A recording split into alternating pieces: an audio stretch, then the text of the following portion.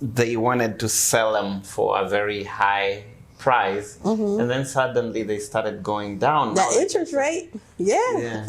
So what the Fed did was they came in and they said the market is doing too much. Okay. Right?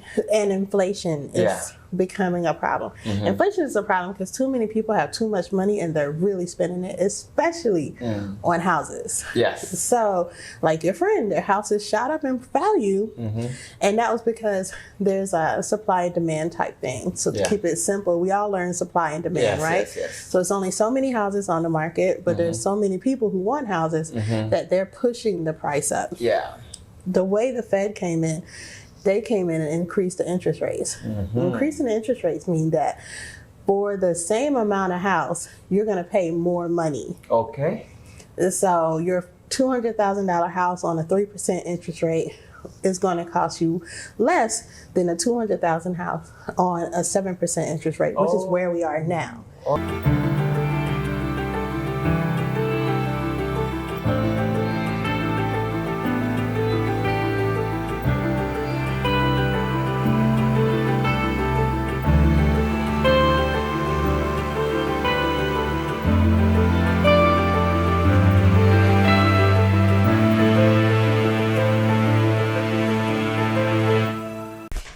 So Chantel. Yes. And you say that's the right pronunciation? That's a good way to pronounce it, Chantel. Okay. Wow. You said something about your grandma? Yeah, my grandmother, she would say Chantel. Okay. And my mom says Chantal because it's French. Oh, it's like French. Chantal. Yes. Okay. But I answer to both. Oh, you do both? Yeah. Oh, okay. And so however people call it, that's it. I see. Your husband from Ghana, how does he pronounce it? He calls me Bae. Oh, he never uses Chantel a lot. He might say Chantel, but he's being serious or funny. So what's your last name from your family side? Jinkens. So this is Chantel Jinkens, my wife. Yeah. Yeah, that's how he says it. Okay. He says the great, the wonderful, the amazing Chantel Jinkens. Well, I'm sure he's right. Yeah. I met you at the Miles of Great Hope event, and you are doing stuff like you're getting paid by someone, but you are just volunteering. It's true. Wow. He works me. That is nice of you.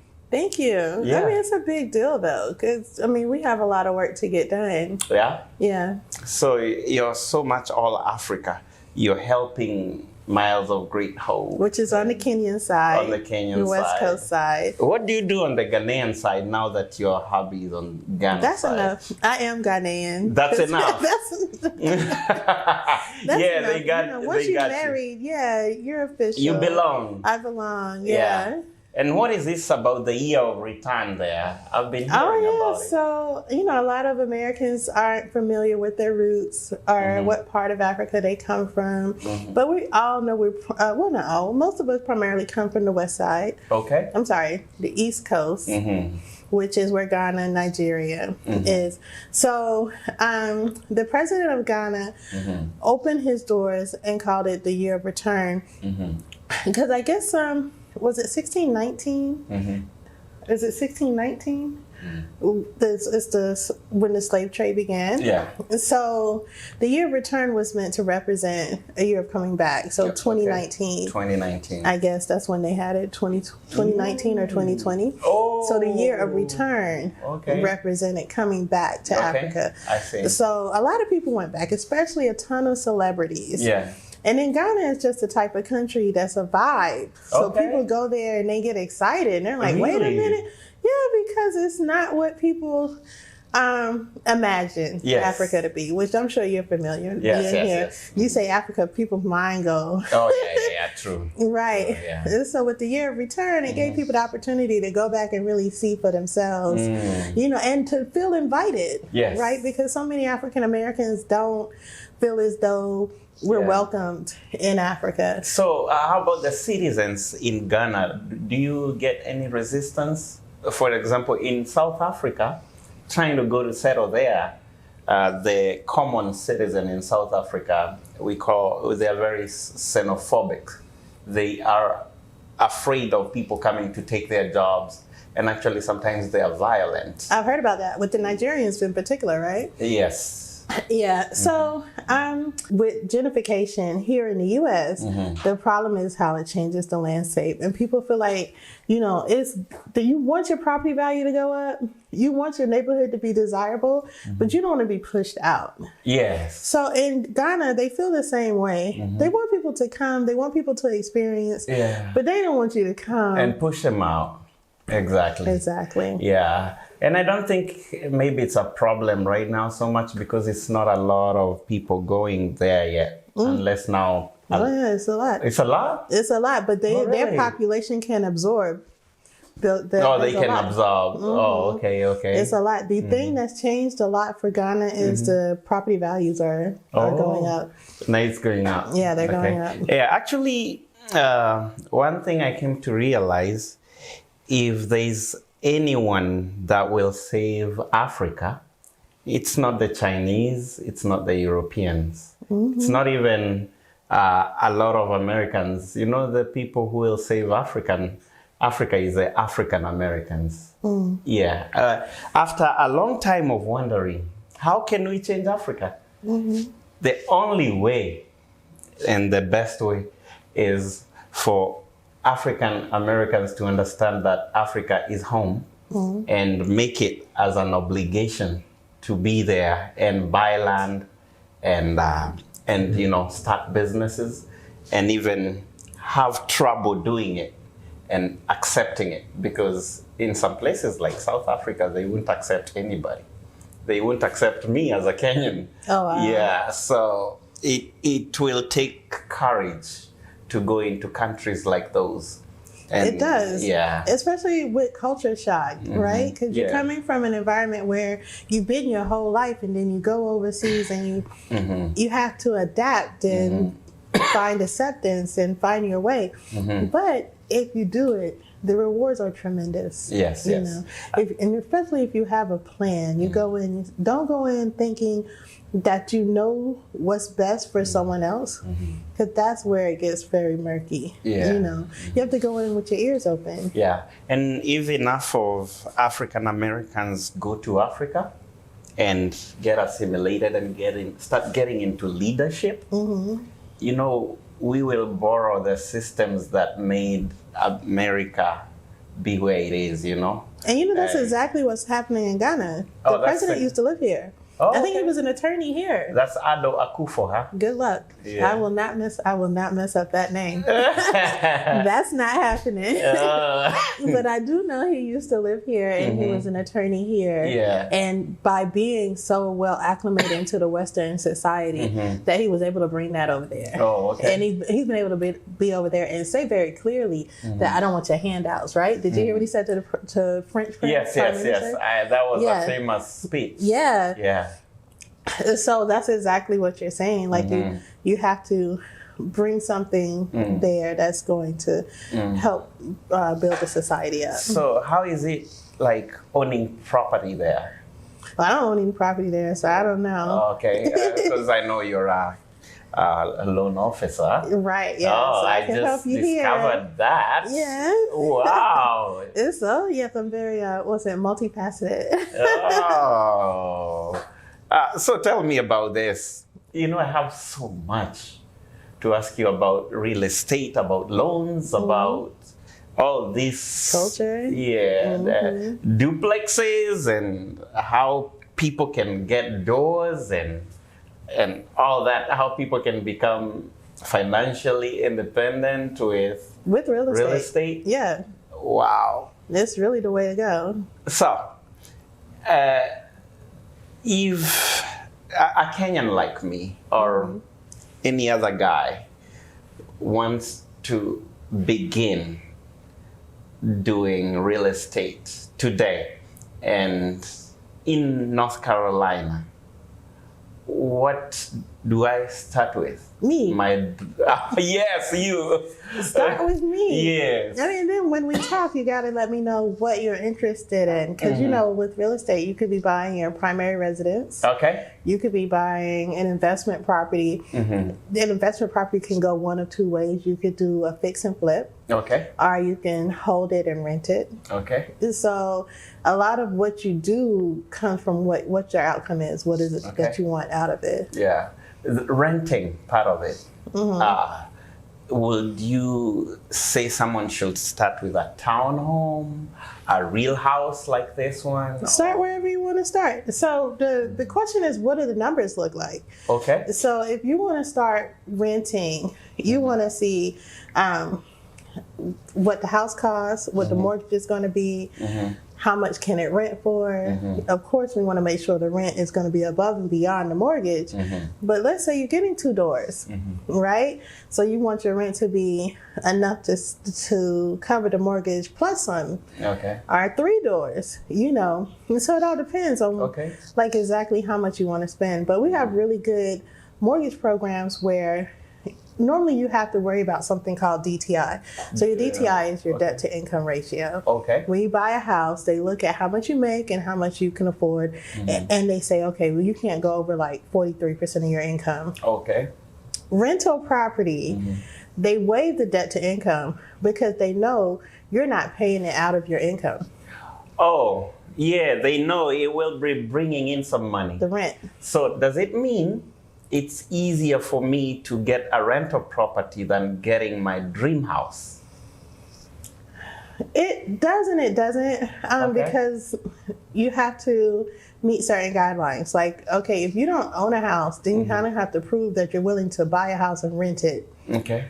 So that becomes questionable. Like, okay, you're going to buy a house, but you're not going to live in it, you know? But if you buy something that's clearly a rental property and you just have no desire, you can. You would just have to do a little bit more explaining. Okay. Oh, okay. Especially, there's this thing I heard of, the first-time homeowner buyer. Is it still something that's very worthwhile? It's 3%?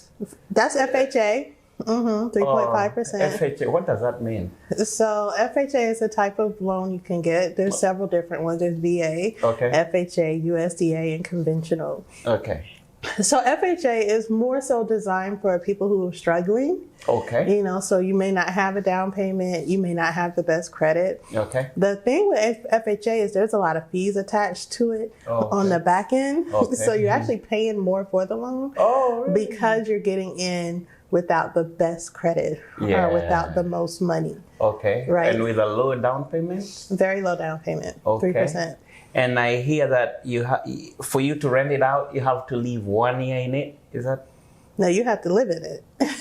Forever. You have to put it down that this is your primary residence. So I cannot live in it for 1 year. Well, I wouldn't. And then if you choose to sell at some point. Okay. But not rent it. No, you can rent it. You can actually get a 4-unit. You can get a 4-unit on the FHA. Okay. Live in one, rent the other 3. Oh, but you have to live in one. You probably want, FHA. For life? FHA is meant for you to get a home. Okay. So it's not for investments. Oh, I had these guys talk about that you can live in it for a year and then you're free to rent it out. Okay, so this is more of a loophole. It's more of a loophole. It's more of a loophole. Okay. You know, you can get in it, but I wouldn't advise, as a licensed loan officer, I wouldn't advise that you say something you don't intend to do. Okay. Right? Yes. So you can't say, I'm going to live in it, but we should be careful about what we hear out there. Yeah. And really go running, applying the knowledge you're getting out there. We might end up in trouble. Some of it's a little sketchy. Yeah, you want to be careful. Oh, really? Yeah, because I was like, then I can leave 1 year in this one and then get another FHA, leave 1 year and another and another. You know, it doesn't work that way. I think it would lead to a lot of questions. Okay. Yeah. Okay, I see. So if you don't want trouble, then just figure something else out. Something else out. Oh, okay. So, especially here in Raleigh, you mentioned 4 units. 4 units, yes. How easy or how hard is it to get 4 units in Raleigh? Well, Raleigh doesn't really offer a lot of 4 units, but we do have duplexes. We have duplexes. A lot of them? We have are they in the hood or just anywhere? They're kind of scattered around town. Oh. We have a lot of townhouse communities. Oh, okay. So you can get you a duplex, and then the same thing. You can live on one side and rent out the other. Now, you know the living in stipulation is the FHA. You could get a different type of loan. In which it might require a larger down payment. And so FHA has the smallest down payment, but there are other programs that can help you with down payment assistance. Okay. And so if you're getting a conventional loan, you can also seek the down payment assistance. And you can decide to rent it out. Yeah, you can. You buy it as a rental. You can buy it. Oh, you don't have to beat about the bush with this other. Yeah, that's a loophole they're trying to use just for FHA. But there's other loans. Okay. Yeah. Wow. So let's get back to you again with business in Raleigh. Okay. How long have you been a loan officer? Well, actually, I've only been a loan officer for this past year. Okay. Prior to that, I was a designer. Okay. So I make and sew clothes and do alterations using African print fabric. Yes, at least I know you for that. You're a businesswoman. Exactly. Tell me more about the clothes. So the clothes are, the original idea for me getting into clothes is because I want more people to identify as African. Yes. And it's very hard to get people to try something different or new. Yeah. But there's certain areas that most people are very open to. One is food. Food. People will try food all day, every day. If they're hungry, they'll try anything. Yeah. Well, not even if they're hungry, they're curious. Flavors and smells, they draw you in, you know. Yeah. And two is fashion. Yeah, you'll wear an Italian something. You'll wear a Spanish something, you know. So African is fashion. So that was how I decided. Italian made in China. You see what I'm saying? They do Africa in China too. And so, yes. And they're selling them cheaper than. You see, China will take everything. Oh my God. Will take everything. But so that was my initial thing. It was for the culture. I wanted more people to identify with African culture through clothing. Okay. I can actually picture a very good looking women in African fashion kind of dresses out in the street. Yeah. I think I can picture them all over the place. It really picked up. I like to say when they made the first Wakanda Forever, what was the name of the Black Panther? Yeah. They made Black Panther and my sales went through the roof. Like everybody wanted to be African. So how do you sell? Online or? Yeah, I sell online. I have a website, GhanaFashion.com. I'm also on Facebook. You have that domain? Yeah, Ghana Fashion. That's a powerful domain. Someone will try buy it for you down the line. Maybe. Yeah. And then I have Ghana Style on Facebook and Instagram. And so I actually have the shop set up. So, you know, Facebook has Facebook shops where you're able to buy right on their platform. And so I have that set up there as well. Okay. How do you advertise? Yeah, so mostly on the social medias. Yeah. Lots of social media ads, lots of like... or you kind of pay for the ads? I try not to. Or you don't have to? Some stuff is built in. Okay. So Facebook has... we know how the algorithms work, right? Like we post pictures and everybody see it. If we post a video, more people see it. If you post a reel, the whole world will see it. But they also have on the business side, if you get a business page, they have certain things that are built in there. Like if you put a product on the business side, it goes into the marketplace. Marketplace is pushed automatically. You don't pay for those. Oh, you don't pay for those? Okay. Yeah, so when you put in a product on your business page, you're going to get the exposure from there. You don't really have That's a gem for you guys. That's a real gem right there. Yeah. Wow, I didn't even know that. Yeah. So basically you put your product on the business page. Yeah. Once you write the description, the pricing and everything. And it's set up on the Facebook shops. Yes. It goes into Marketplace. Pushed. And you know Marketplace, they put it on your timeline. They like, hey, there's some things for sale you might like that. Okay, okay. So you get a lot more eyes. That is neat. So how is a loan officer business coming now that you're still new in it? It's coming. It's coming. I think it's all about building clientele and letting people know what options are out there. You know, like things like the USDA loans have zero down. You're talking about low down payment. Yeah. If you buy a house in a rural area, it's 100% financed. Wow. And you don't have to have good credit. And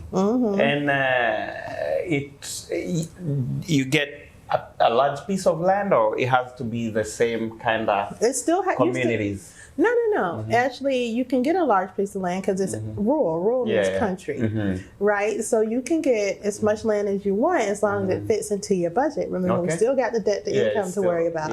So it still needs to match the type of money you are able to spend based on how much you make. But you'll have zero down, and your credit could be, a little stretched out. Wow. So tell me about trailer parks. Do you know anything about that? I don't know much about trailer parks. I know you buy the land and then you buy the property and you have to do some work, like septic tanks. And quite profitable, or is it on demand? Because there is a Kenyan group that has bought land and they're trying to sell it to people who are they're trying to sell it in lots? In lots, and plus the house itself. Yeah, and I don't know if it's a viable.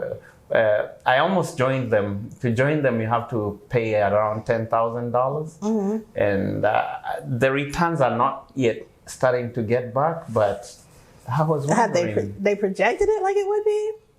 Yeah. So you want to look at it like rental income. Because typically you lease the land. And then you let somebody bring their trailer onto it. Unless you're buying and selling trailers, which they also have manufactured houses. I'm sorry, they're not called trailers anymore. But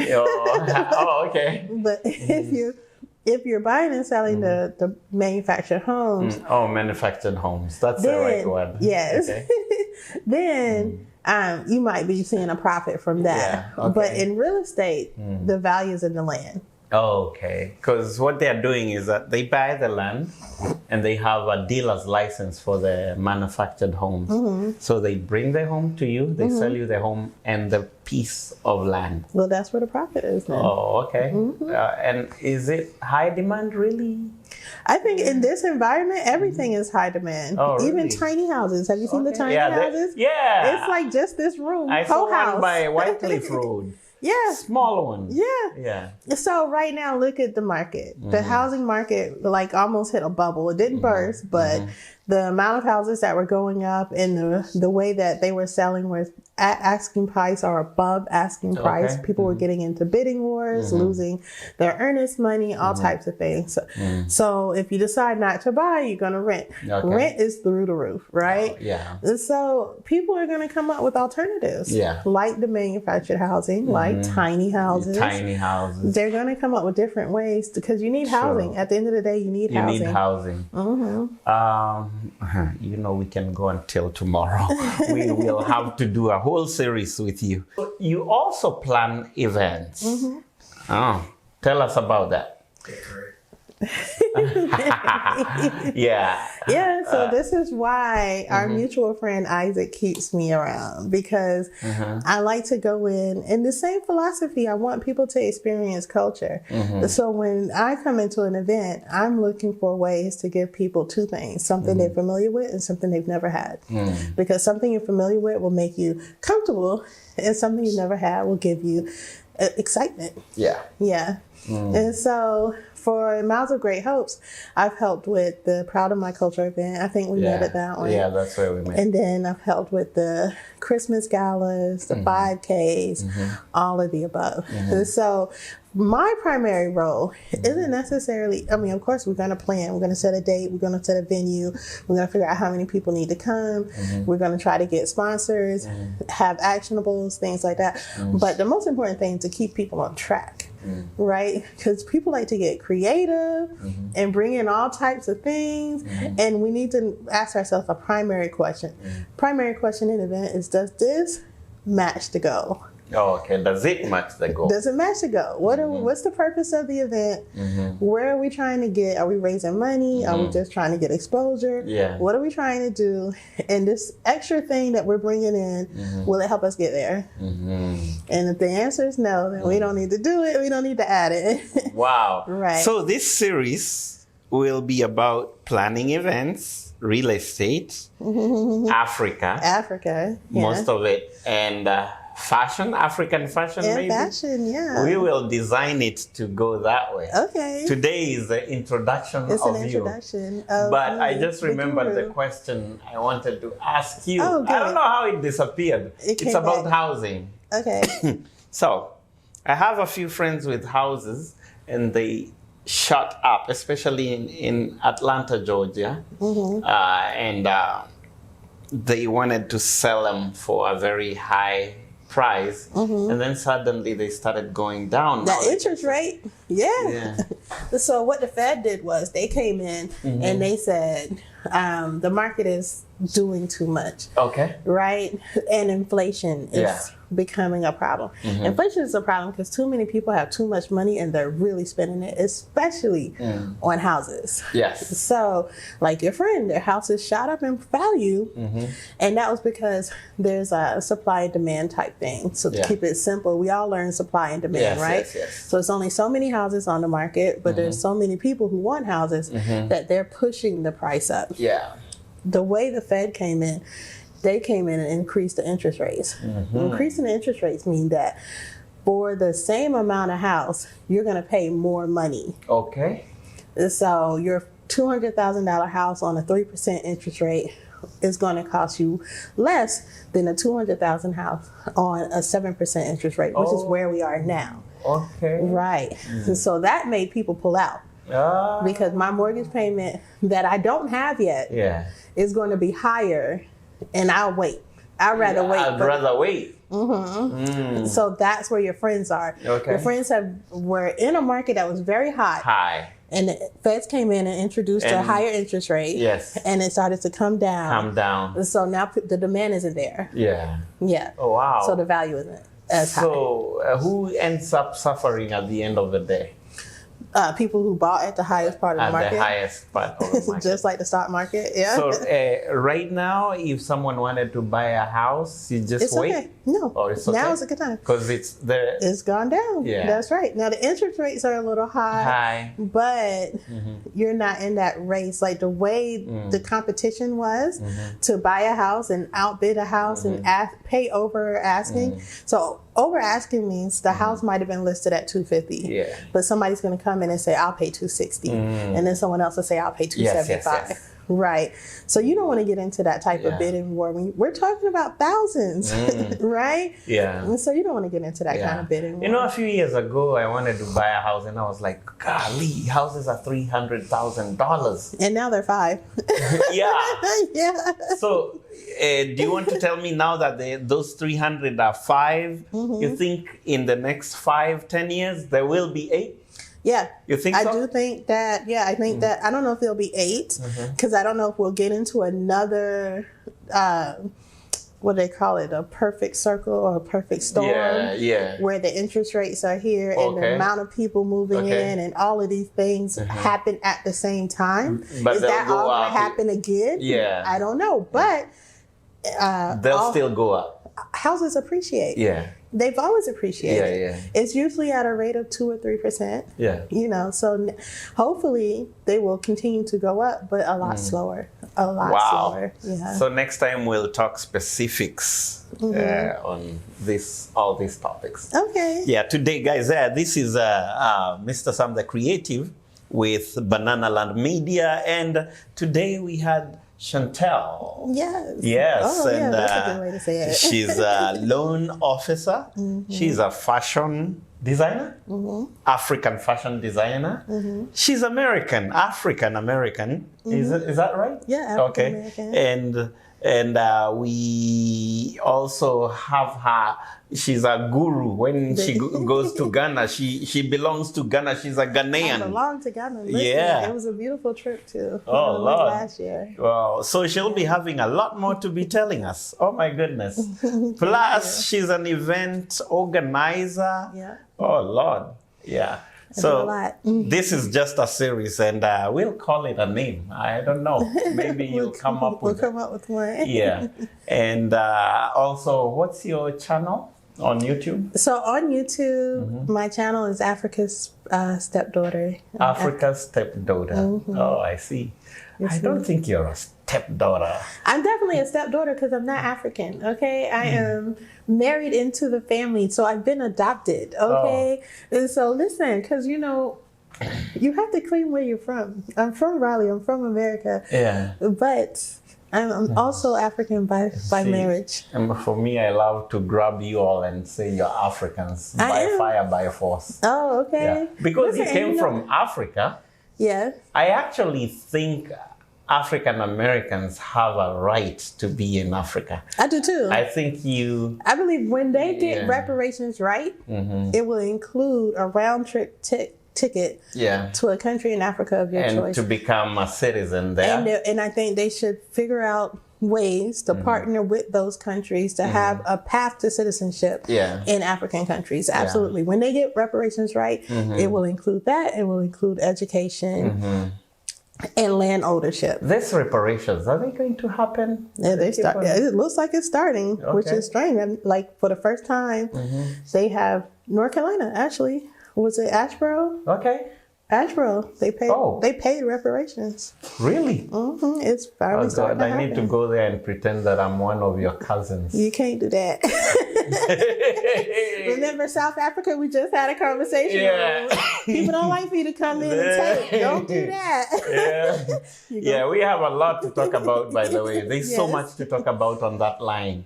Because one thing I know will have to be a big topic is the whole thing about Africans selling Africans. If that's true, if that was okay or not okay, which was not okay, but if it's true or not true, or what were the conditions, I think we have so much to talk about. I think some of the things are kind of to dig into. Some of the things are kind of messy. They are. Because men Africans selling Africans? Yeah. Oh, snap. I say even till this day, if you pay attention. Yeah. Because even the Chinese are coming to Africa and they're bribing our leaders to take over. It's the same thing. Same thing. Chantel, it was really nice having you. Thank you. And big up to your cousin. What is his name again? Jamal.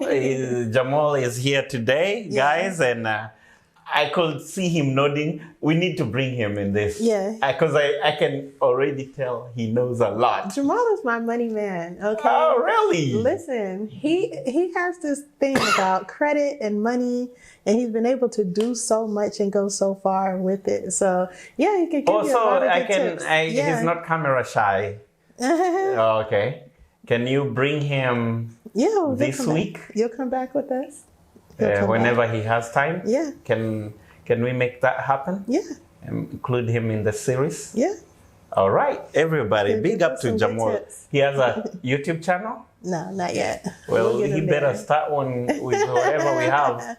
He can put it in his channel and we launch it. Exactly. Yeah.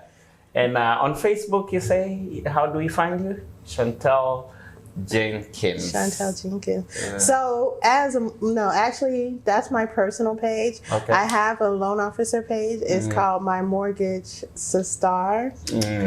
Right? Because I work for Sistar Mortgage. Okay. And so if you just put in My Mortgage Sistar, that's me. So awesome. Yes. You will tell us all about that and how other sisters like you can join you in that business and how we can own some land and houses. And create generational wealth, right? You'll tell us about trusts and that generational wealth and all that. Yeah. Golly. Yeah, that is awesome. We'll get you set up. Yeah. Well, thank you so much. You're very welcome. Yeah. We are done, guys.